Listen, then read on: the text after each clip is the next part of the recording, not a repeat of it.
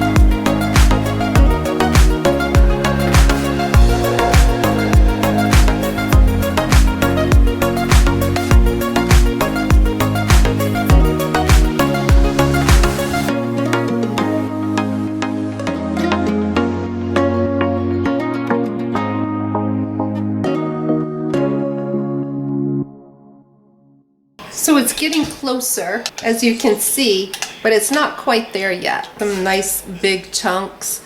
But I have to be careful because I don't want the body butter to get grainy. So I'll melt this just a little bit more and keep on stirring. And then when I have just a few little chunks in there, I'll just let it melt naturally so it doesn't separate the fatty acids so it gets all grainy in the body butter. We don't want that.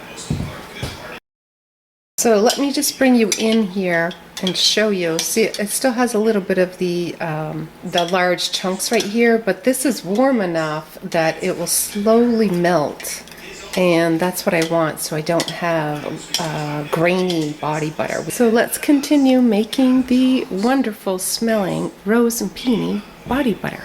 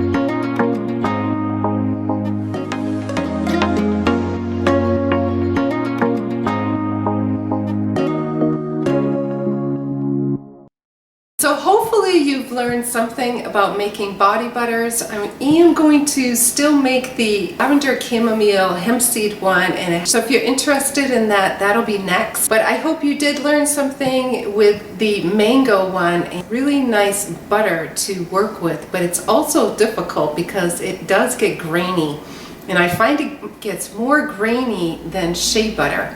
The melting point for mango butter is 86 and shea butter is 90. So they're pretty close, but the fatty acids and things like that, it does have different properties. So mango butter is a lot lighter, it's easily absorbed, and I do not recommend shipping it. It's not something I ship during the summertime. I'll have it here in my store and stuff like that in the shop, but it's not something that I will ship because it just, the melting point, because of shipping and the heat that happens wherever it gets shipped through transit, it'll melt the butter. So we don't want that. So I had a great time making this, and I'll be able to use this at home. And if you make any body butters at home or for your business. And if you have any questions, just leave them below. And if you like this video, please give it a thumbs up. I really appreciate it. And it does help get my videos out into the YouTube world, which I would really appreciate.